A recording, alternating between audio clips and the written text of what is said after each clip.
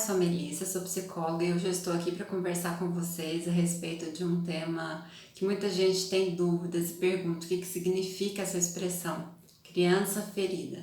Se você quer saber um pouco mais a respeito desse assunto, eu convido você a ficar comigo até o final do vídeo.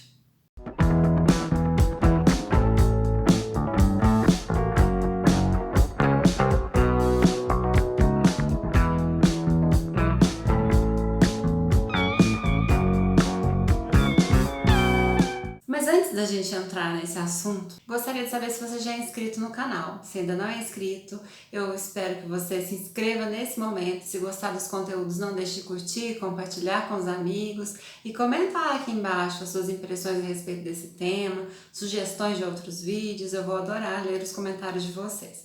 Agora, recado dado, passamos ao tema. Bom, esse é um vídeo que foi sugerido por uma pessoa super especial que passou, por um processo aí de autoconhecimento e pediu para que eu falasse um pouco mais sobre esse tema, a fim de contribuir com outras pessoas que talvez não tenham oportunidade de passar por esse processo, em psicoterapia, mas têm acesso aos vídeos e se beneficiarão, de temas como esse. Então vamos lá. Mas antes de a gente falar sobre criança ferida, é necessário falar um pouquinho sobre a criança interior. Afinal, é outra expressão bastante recorrente e que às vezes gera algumas dúvidas. O que isso significa? Isso existe de verdade? Tem uma criança dentro de mim? Que negócio é esse, Melissa? Me explica. Se tem um ponto, que é um ponto unânime na psicologia, que a maioria dos teóricos concordam, é que as experiências que nós temos na infância elas repercutem na nossa vida adulta. Então, logo, se a gente teve experiências positivas, tivemos uma família acolhedora, pais presentes, enfim, muito provavelmente na vida adulta a gente vai ter um equilíbrio para lidar com as relações, com as atribuições que surgem. Nós vamos ter uma visão positiva de nós mesmos, dos outros, do mundo, e a gente vai conseguir, de certa maneira, lidar com a nossa vida, de uma forma legal, positiva e equilibrada. Entretanto, essas experiências nem sempre são positivas na infância. Muitas pessoas têm experiências dificílimas nesse período que é tão importante para o nosso desenvolvimento, para o desenvolvimento da nossa subjetividade. E tem, inclusive, grandes traumas, passam por situações muito difíceis, bastante relevantes para esse processo de formação da personalidade, dessa visão de mundo, da visão de si mesmo. E é claro que essas vivências que acontecem nesse período, da infância, elas vão repercutir. Se elas são negativas, vão repercutir negativamente na vida adulta. A partir dessas experiências que a gente fala da criança interior. Quem é essa criança interior que mora dentro de mim? Não é que existe alguém, uma entidade aqui dentro de mim. Não. É que essas experiências que eu tive na minha infância, como criança, elas refletem até hoje na minha vida. Se ela foi uma experiência positiva, então eu tenho uma criança interior aqui que eu chamo quando eu preciso, brincar, tratar as questões de uma forma mais lúdica, estimular minha criatividade. Então eu coloco aquela menininha lá nas experiências que ela teve, a Melicinha lá de trás, eu resgato alguns aspectos que são às vezes até inconscientes, mas que estão ressoando no meu presente. Agora, se a Melissa lá do passado, que era uma criança, vamos supor lá 4, 5, 6 anos, teve experiências muito negativas, muito difíceis, sofreu algum tipo de abandono, algum tipo de trauma profundo, essa criança lá atrás, ela foi ferida, ferida profundamente. É aí que surgem até as feridas da alma que a gente fala, as feridas básicas lá da TCC, que eles chamam de crenças centrais negativas, de desamparo, desamor, desvalor, Então, todos esses traumas ferem aquela criança lá do passado. E às vezes a vida vai acontecendo e nós, como crianças mesmo, a gente não tem muitos recursos e a gente vai apagando, mandando para um lugar dentro de nós que a gente chama de inconsciente, que Freud falava muito sobre isso. As questões inconscientes são aquelas que estão escondidas, que a gente não tem acesso, mas que elas estão lá guardadas e, ainda que nós não saibamos, elas influenciam as nossas ações, os nossos pensamentos no presente, na vida adulta. Então essa expressão criança ferida, ela se refere justamente a todo esse repertório que nós temos, né, na infância e que foi traumático para nós. Então a gente traz hoje essa criança ferida, né? Tá lá no inconsciente, a gente nem lembra às vezes do que aconteceu. Às vezes as memórias traumáticas são muito vívidas na nossa memória, mas às vezes nós jogamos elas lá nesse porão chamado inconsciente para que a gente consiga sobreviver. A gente esquece, apaga aquele passado, a gente acha que apaga aquele passado traumático para a gente sobreviver. Mas na verdade elas ficam lá como feridas abertas, funcionando algum gatilho, em alguma situação mais do que outra. Então agora eu vou dar um exemplo, mas é preciso lembrar que são assim inúmeros exemplos. É uma complexidade, né, de questões aí que envolvem nós, seres humanos, e as experiências. Então vamos imaginar, teve uma situação de separação e o sentimento que eu tive lá na infância foi de desamparo.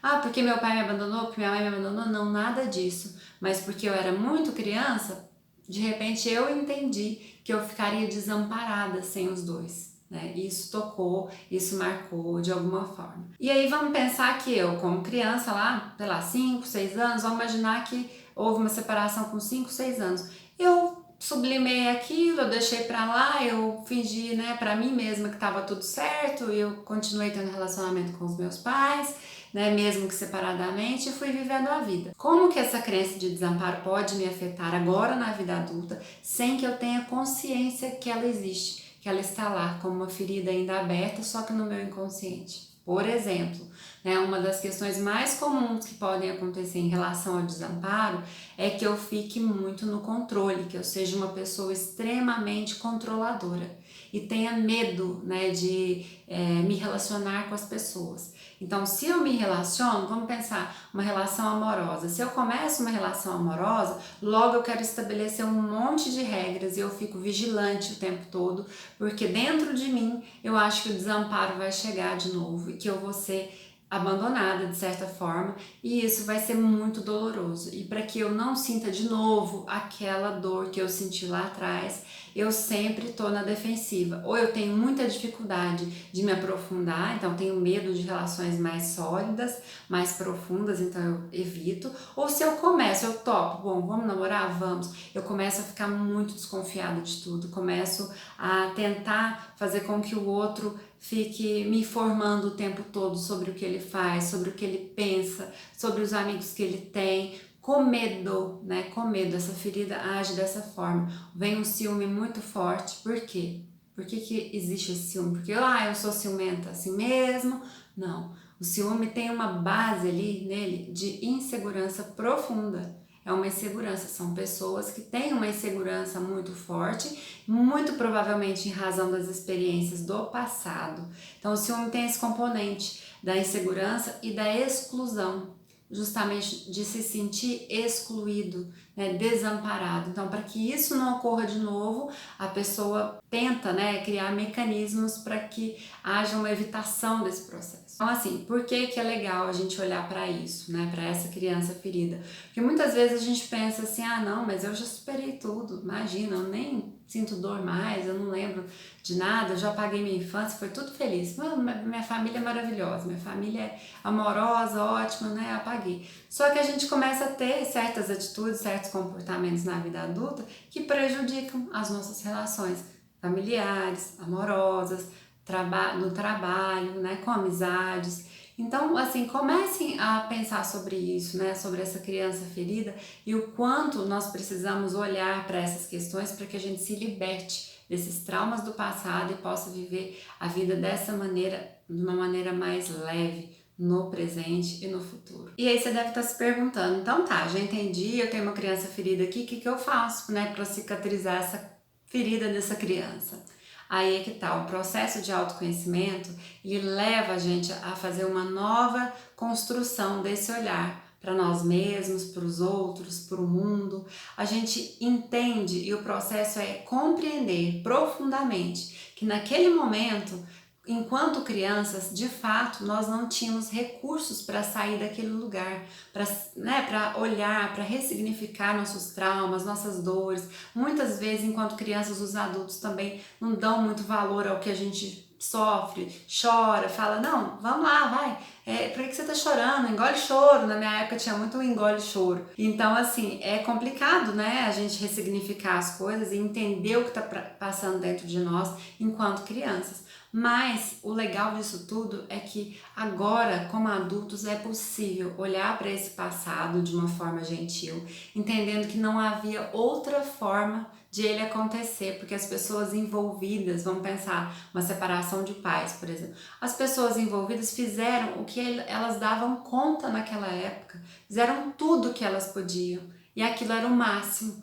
ainda que esse máximo que elas deram não tenha sido bastante para nós. Né? Então a gente compreender, ter essa compreensão do passado, liberta a gente de mágoas, de raiva, de ódio, né? De achar sempre aquela cobrança, né? Colocar sempre, principalmente os pais, né? Como se eles fossem nossos devedores, como se nós fôssemos os credores ferrenhos dos pais, cobrando o que eles não nos deram. E isso não é um processo legal, ele leva à estagnação, ele leva a gente a deixar de fluir, né? Deixar de seguir a vida como deve ser.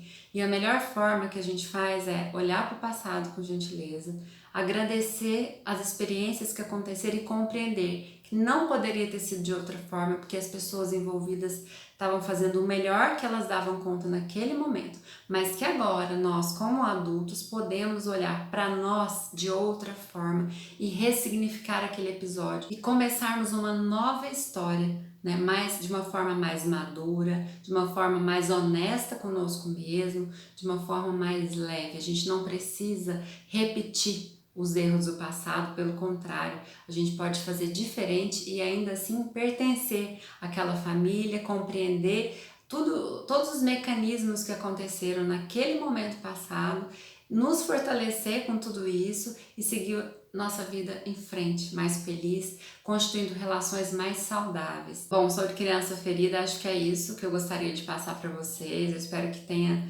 sido uma explicação fácil, né? Apesar de ser um tema bastante complexo, mas a criança ferida é justamente aqueles traumas, né, que aconteceram na infância, aquelas experiências negativas que nos paralisaram lá naquele momento de alguma forma, porque a gente jogou para o nosso porão do inconsciente e elas, mesmo que estejam lá guardadinhas e a gente acha que já passou, nós já esquecemos, ela atua, né, na nossa vida adulta, no nosso futuro, no nosso presente, quando não olhada. Quando essa criança ferida fica lá escondida, a gente não consegue nem olhar para ela porque dói demais, então ela continua atuando no nosso comportamento, nos nossos sentimentos, nas nossas relações. Então o convite que eu faço é: olhe para você, olhe para o seu passado, busque ajuda psicoterápica para fazer esse processo de autoconhecimento, para trazer à tona, às vezes, algum episódio que você já deixou para trás, né, mas que ainda te afeta, e assim você vai poder aos poucos